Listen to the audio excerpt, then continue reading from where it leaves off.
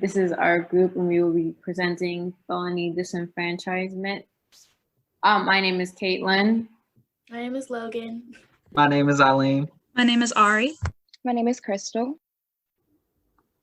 Okay, so I think it's very important when we talk about felony disenfranchisement is to regard it with historical context and empathy.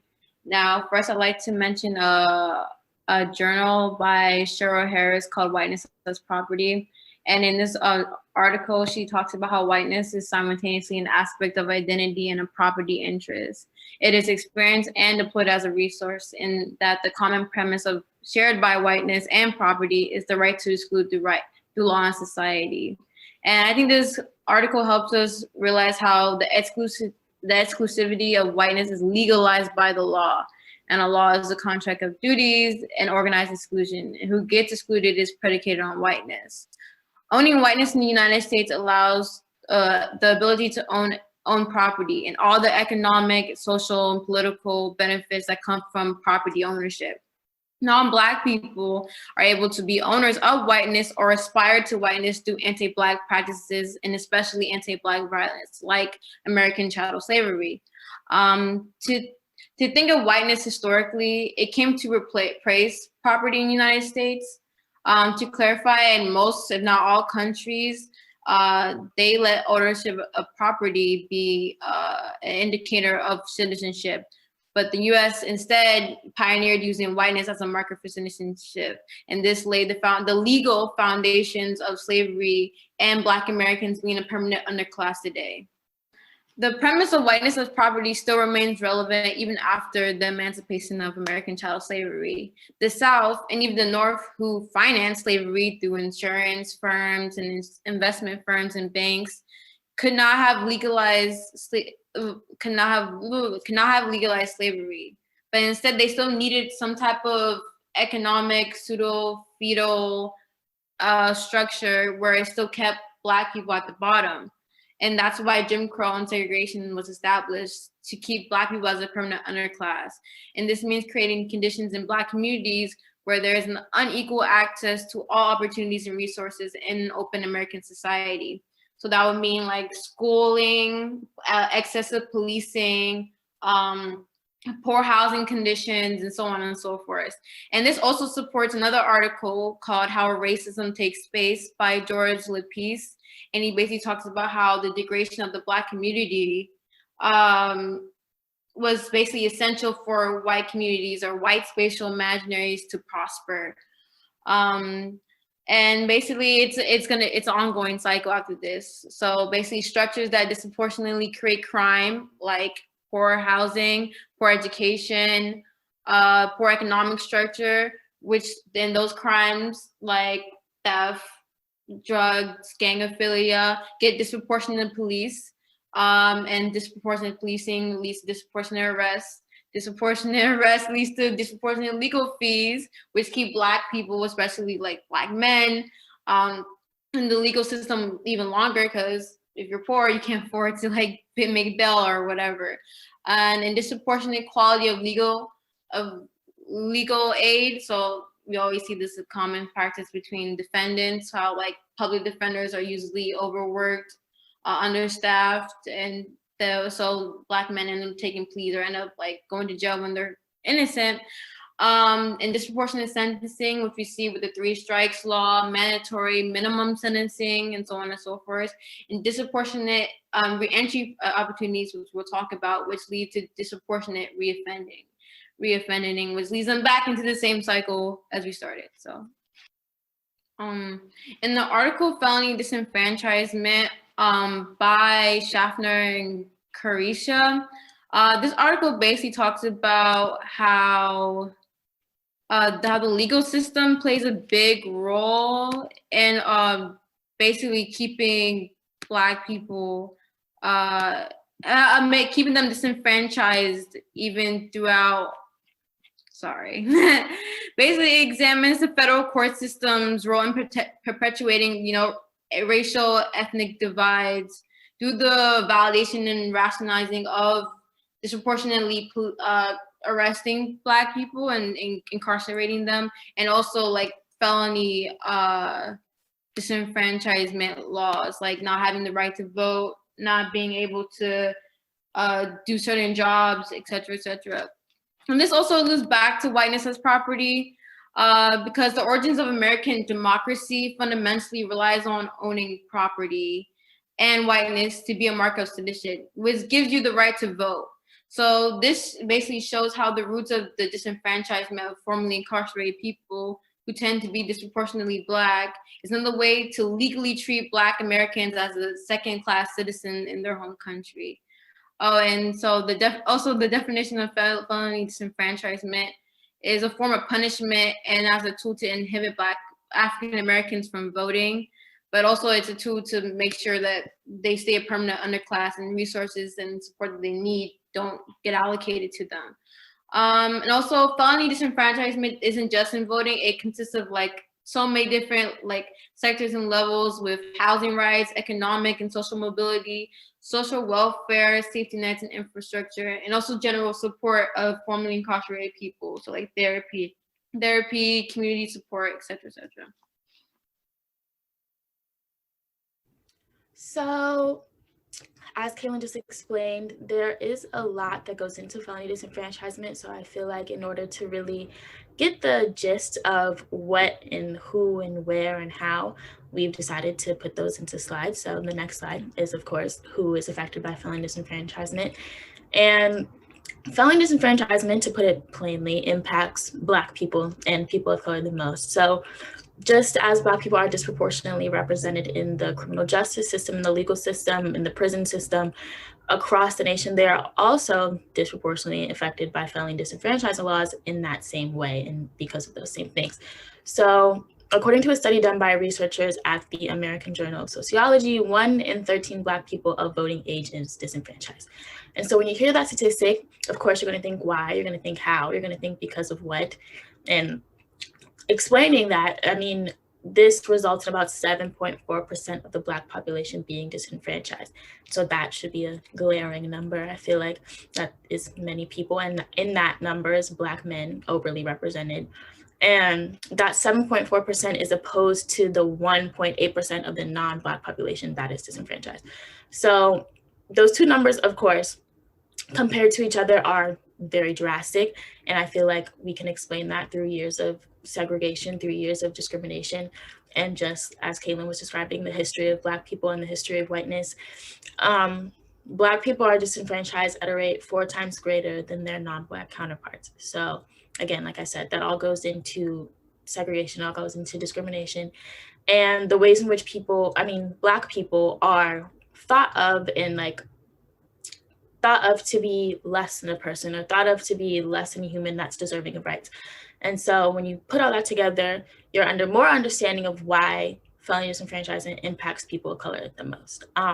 Black and brown people are more vulnerable to felony disenfranchisement laws because, like I said, they are overly represented in the criminal justice system. So not only does felony disenfranchisement contribute to class and race bias in the electorate, but it also has generational impacts. So as more and more African American people and other people of color are disenfranchised, their children and their grandchildren, their neighbors, all kinds of people around them become less politically engaged and they don't vote. So their communities lose out on their resources, and that's why we see so many cyclical instances of Black people being underrepresented and, like we're talking about now, disenfranchised because they really have been caught in, like I said, a cycle that is not out for their best interest, that does not progress their mobility, upward mobility, and yeah, that's pretty much it. So next is the effects of felony disenfranchisement. Now, felony disenfranchisement, as Logan said already, disproportionately affects people of color, especially Black people. And Black evicted persons from voting further alienates them from society, which is kind of productive. So the whole point of sending someone to jail for a crime is to rehabilitate them and to get them to not do it again. But when you put someone in prison and then don't allow them to participate in society as they once did before they did their criminal acts, it's kind of counterproductive, like I stated in the slide. State disenfranchisement laws, are problematic because they block potential voters and their effects, and they also, as Logan said, they make it disproportionate. Like how Black people are underrepresented when it comes to voting. It's because felony disenfranchisement causes a cycle, as Logan said, and even after full sentences have been served, felony disenfranchisement laws still punish people even after they've been released. They already free. They don't even if they haven't had any police contact within years, they still get punished by their previous crimes. Next is the definition of recidivism. So recidivism is the tendency of a convicted criminal to reoffend, also known as a relapse in criminal behavior. Recidivism leads to the rearrest, reconviction, and re-imprisonment of an individual as well. So it's kind of hard to, compare recidivism between countries and even states actually, because their definitions of recidivism outcomes vary. So like some states may only count it people who return within 1 year. Some states may count people who return within a span of 3 years, for example. They also differ in the types of crimes. So like maybe it's a traffic violation. It could be anything. So factors that contribute to criminal recidivism are like the environments, like limited resources, which cause people to return to their criminal ways. And according to the World Population Review in our state, Maryland, or my state rather, the recidivism rate is 40.5%.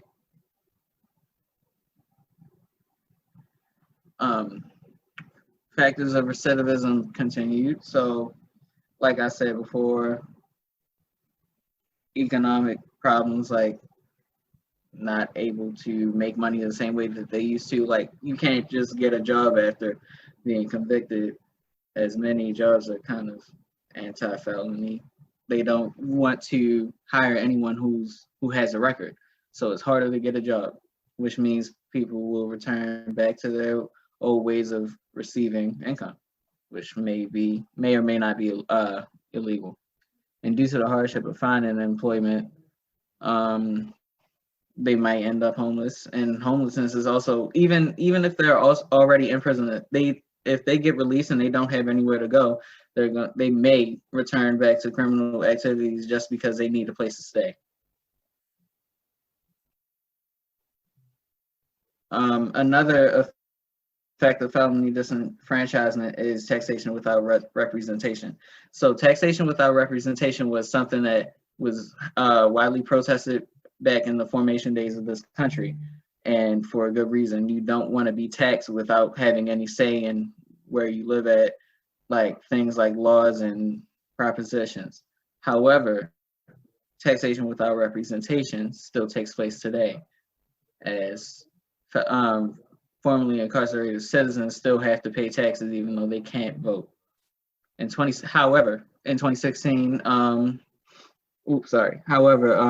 some reform is taking place. 10 states either repealed or amended lifetime disenfranchisement laws. 8 states expanded voting rights to some or all persons on probation. 13 states eased the restoration process for persons seeking to have the right to vote, and 3 states improved data and information sharing. So specifically in 2016, the Maryland General Assembly restored the right to vote for more than 40,000 released felons, actually overriding a veto by Governor Larry Hogan. The law restored voting rights to felons who are no longer in prison but are still under parole probation. So overall, currently, individuals with felony convictions in the US are subjected to state power governing their right to vote.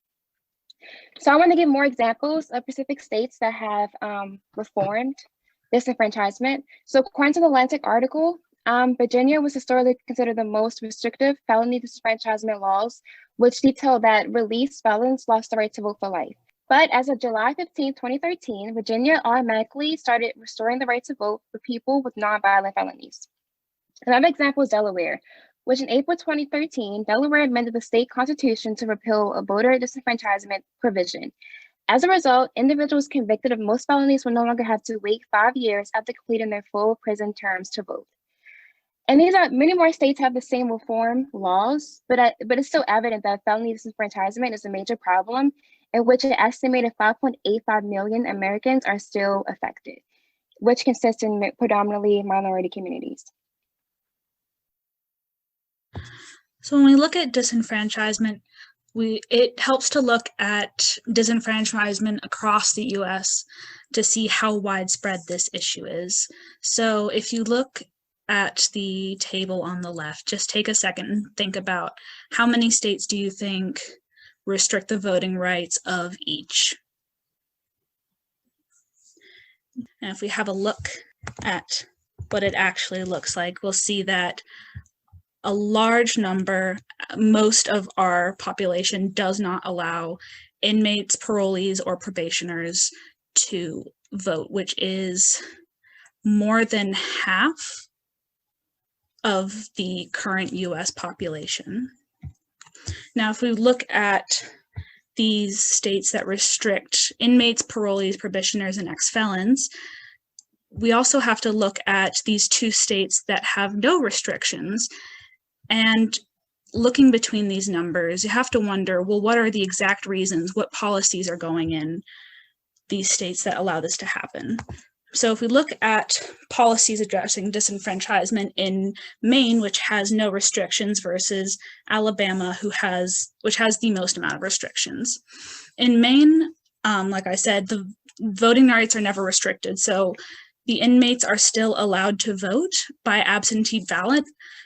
The only restriction is that they must vote in the last place that they lived. This is a tactic that allows Maine and the areas that the prisons are in Maine to not allow inmates to sway the votes.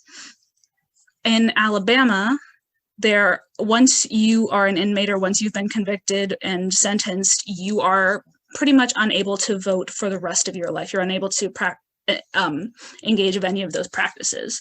And because their policies are so severe, more than 1 in 7 African Americans in Alabama is disenfranchised. Now, the main reason that these disenfranchisement policies are able to work in Maine is that their population is 95% white, compared to Alabama, which has a 26% Black population. So it does boil down to race once again. The states that are that have less of a white population and more of a Black and brown population are more, they have a greater tendency to restrict the rights. If we look at these policies throughout history, it has to start with the addition of the 14th and 15th Amendment to the Constitution around 1870 in the era of Reconstruction. So the 14th and 15th Amendments granted former enslaved peoples to become citizens and allowed them the right to vote. However, following the era of Reconstruction, the Southern state governments were given more power to themselves at the state and local levels, and they began to work around the 14th and 15th Amendments by adopting policies that specifically targeted offenses that were statistically committed more often by people in the Black community or people of color in general. We know these more commonly as Jim Crow laws. In 1965, the Voting Rights Act was signed into law, which it attempted to overcome all of the barriers that have been placed against Black people to vote. So it had worked at the state and local levels to get rid of all of these barriers. However, they did not address felony disenfranchisement.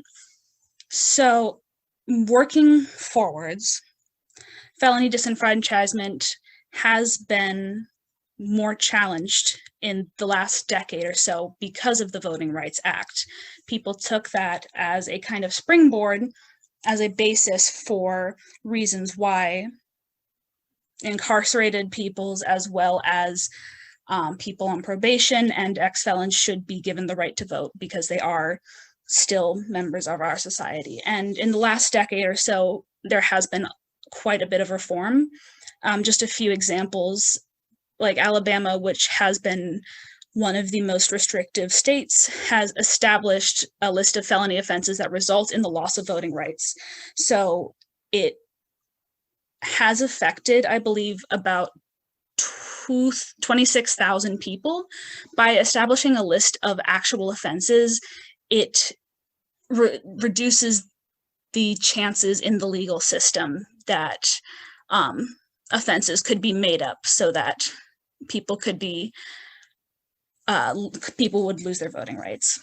Louisiana, which was also very restrictive of voting rights for felons and inmates, they authorized voting for residents who have not been incarcerated for 5 years, including those on probation and parole, which has a big step forward from where their policies have been in the past.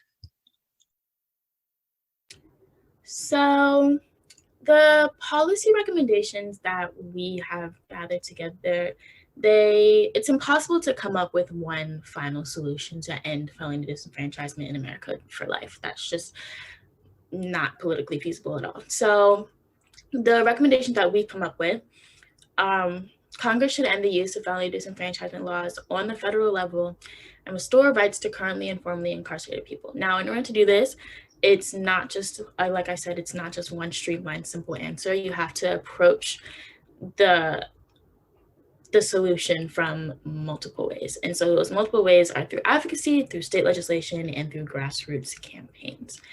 And I'd just like to start by saying, until we restore the right to vote to all people, our elections will be essentially undemocratic, and the results will then essentially be illegitimate. So all felons released from prison on parole should be allowed the rights of democratic participation. I mean, this guarantees more human rights for felons, greater opportunities, incentives for actual progress. And in whatever policy that we choose, it should be to incentivize and move towards reformation of individuals in the prison system, as well as outside of the system, making a reintegration into society more plausible, more feasible, and more evident. So from the advocacy perspective, we suggest that formerly incarcerated people in communities most impacted by felony disenfranchisement laws should be at the forefront of reform to prevent increases in recidivism. To expand on this a little bit more, advocacy and marketing and promotion and information sharing and all those great things are most of the time what most of the work is being done in, if that makes sense.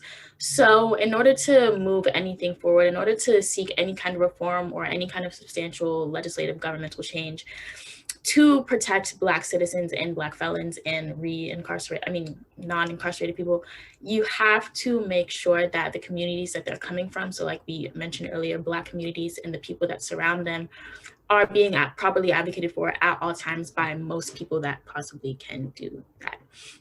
So that's the advocacy.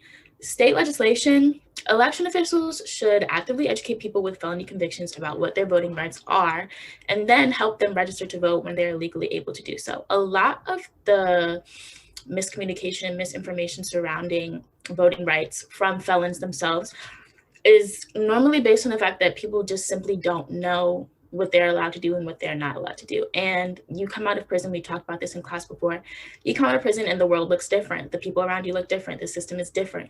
And so it should not be the responsibility of felons to actually move and actually make more policies for themselves, if that makes sense. So everybody should have the chance and have the opportunity to be taught. And whether that be through mentorship, whether that be through like prison officials doing that themselves, there has to be some kind of active system that is teaching and informing people of the rights that they have and the rights they do not have when they are released from prison. And even to take it a step further, before they're released from prison, you should allow people to talk to their lawyers, call their lawyers on the phone, ask them questions, and become, like I said, more informed about their situation. Grassroots campaigns, sorry. Nonprofit organizations should be permitted to monitor the voter registration and absentee ballot process of incarcerated individuals and to conduct nonpartisan voter education. So similar to state legislation, nonprofit organizations should have the have the reach and have the ability to make the decisions, or not make the decisions, but to help incarcerated individuals learn about, like I said, their rights and their freedoms and everything that goes on in that. And at the federal level, this isn't on the slide, but in order to make this happen, I feel like we can all agree that a federal constitutional amendment has to be proposed to grant felons the right to vote on parole. There, like Ari said before, there are many states who do guarantee democratic rights to those on parole. People do get their voting rights restored. That is a thing that is happening around the country all the time. And through an amendment like proposed in the federal government, progress could be made to extend prison reform in an effort to restore humanity, human rights, all that good stuff. The policies that we propose, and any policy that is proposed or put into place, isn't a partisan issue. Like, there is a solution to human rights violations that are federally imposed on oftentimes mostly disenfranchised people and disenfranchised members of our society. So it's not a problem of right and left. It's just a problem of getting the correct resources and correct representation that people need in their communities. And in order to correctly coalesce around a solution, we must take into consideration each part. So advocacy, federal legislation, state legislation, and of course, work on the ground, grassroots campaigns. In conclusion, like I said, Americans deserve a democracy that fosters their ability to exercise their constitutional rights and holds their elected leaders accountable, regardless of whether they have a felony conviction. The practice of disenfranchising people because of a felony conviction should no longer be practiced in the US. If enough Americans believe in reducing the impact of past systemic racism in the justice system, then there will and should be a trend toward restoring voting rights, and ending felony disenfranchisement. There also needs to be a sense that when someone has served their time and compiled with all of their sentencing terms, society needs to accept them back and consider them rehabilitated, at least to voting. Black people especially, like we've highlighted in multiple slides throughout this presentation, are systemically and irresponsibly overrepresented when it comes to felony disenfranchisement and recidivism and everything that goes into it. And so when we're talking about voting rights, continuing to prevent a person from being able to vote when they have, quote unquote, done their time, really says that they have not yet done their time, and makes them less committed to a society that won't let go of their past racist policies, their past racist discriminatory attitudes and segregation that we are continuously trying to move forward and past day by day. So, yes, thank you.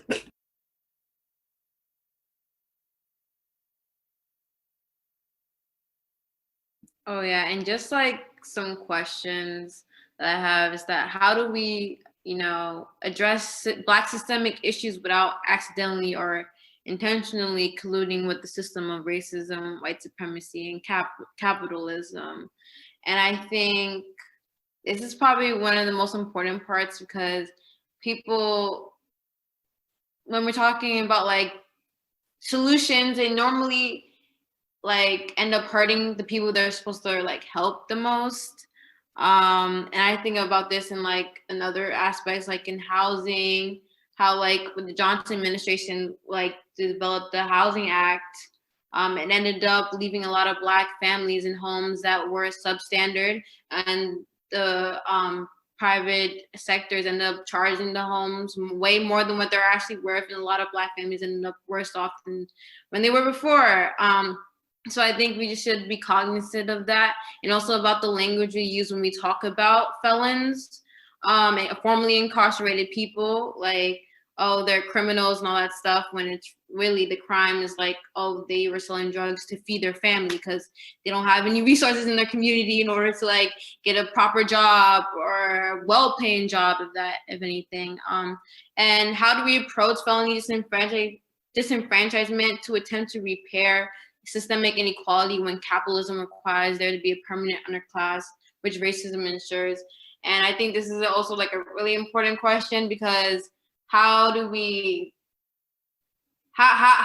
address like Black people being permanent underclass when the system that we currently use like needs a permanent underclass? Like, and I think that other systems like with the criminal justice system need to be reformed so that this problem would be obsolete. Like education system, our economic system needs to be changed.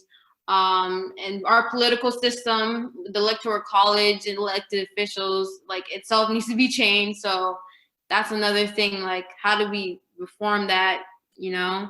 And how can we expect to be given the help we need at the expense of the best interest of the people who have the ability to help us? How do we hold elected officials accountable?